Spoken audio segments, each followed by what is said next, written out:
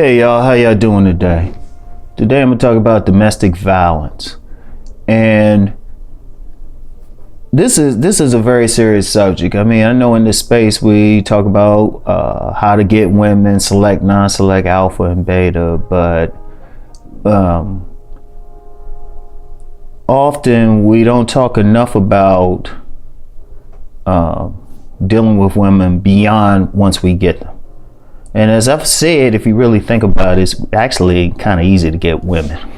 Let me see, I'm hitting this thing right here. But we don't talk about many of the nuances that happen within the relationships.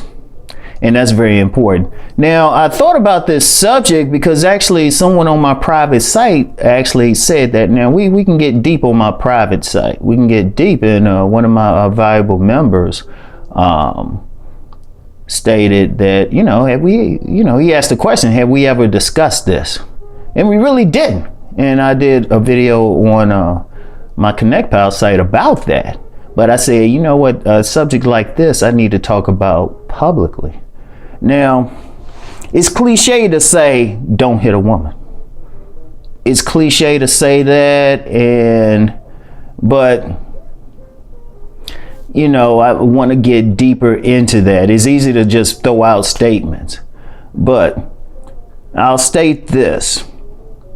Men, if you ever get to the point you feel like you need to hit that woman, if you even feel like your fists are balling up, if you even so much as get the desire to hit the woman, well, if you get the desire, y'all definitely need counseling. Y'all need to sit down and talk about some stuff.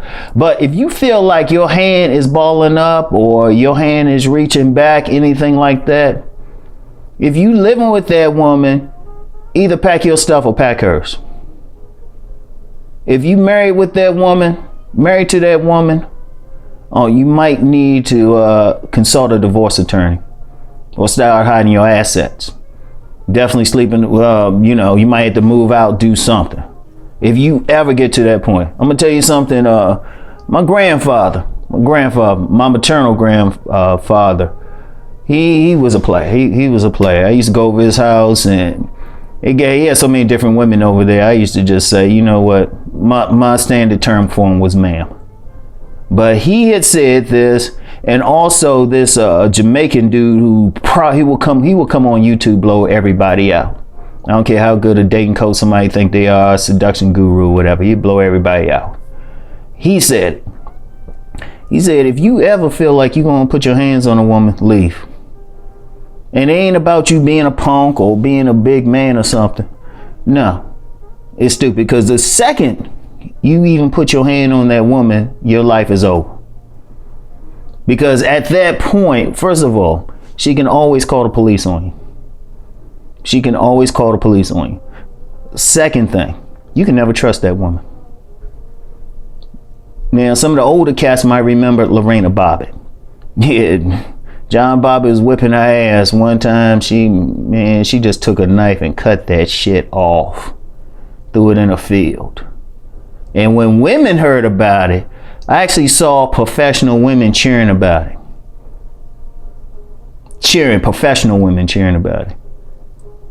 And that's an extreme. Or another thing is, you know what? You might think you the man whipping that woman's ass or something. And then, you know what? One day you're going to wake up and you're going to be like, damn, are those grits? You can get some of those old Southern women, they'll throw some food on your ass. They'll burn your ass. So one, you couldn't even trust it. Two, and I'm not going to say you a punk or something for hitting a woman, because the shit's always complicated. I'm not even going to get into that, because see, here's why I don't say that.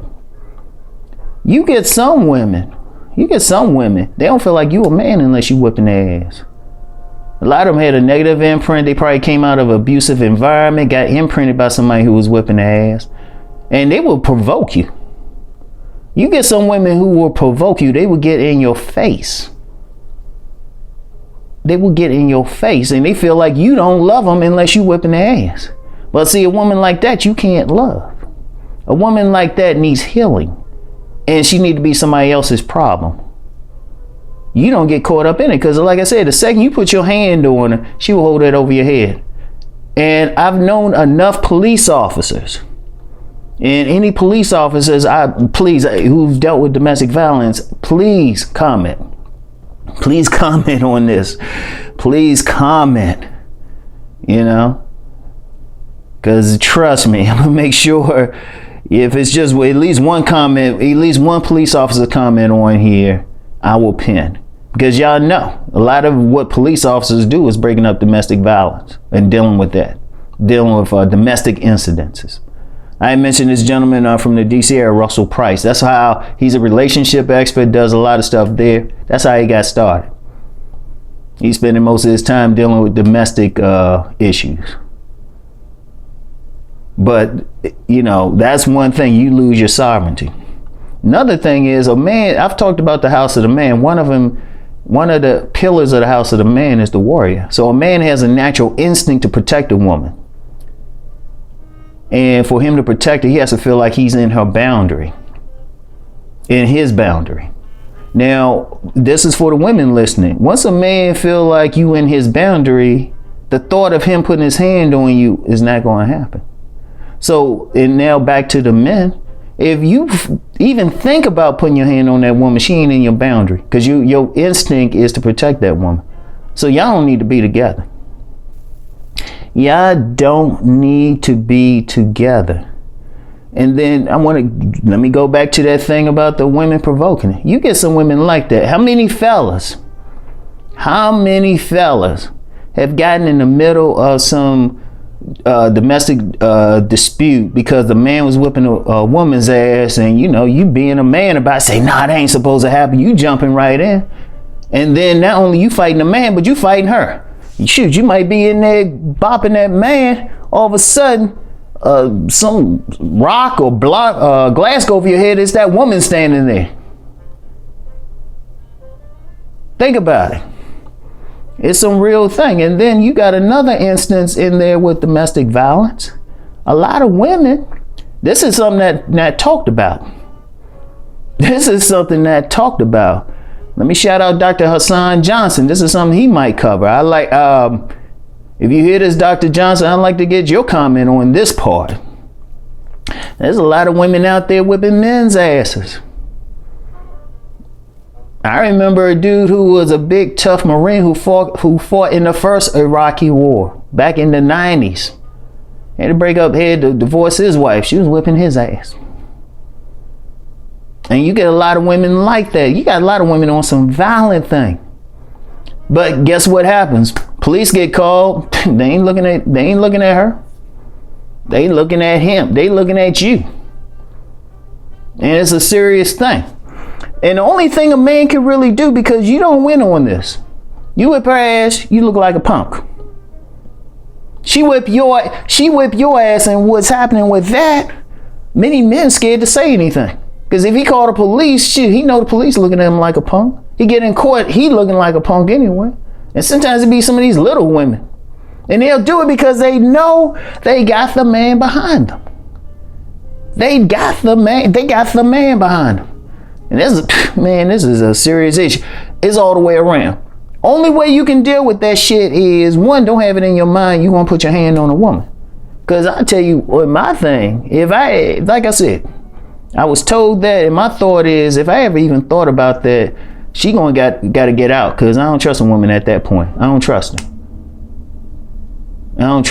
And the woman's going to have some mental issues if she wants to even put up with that. Because I met some women, I met one woman, man, she came to work with a black eye. She came to work.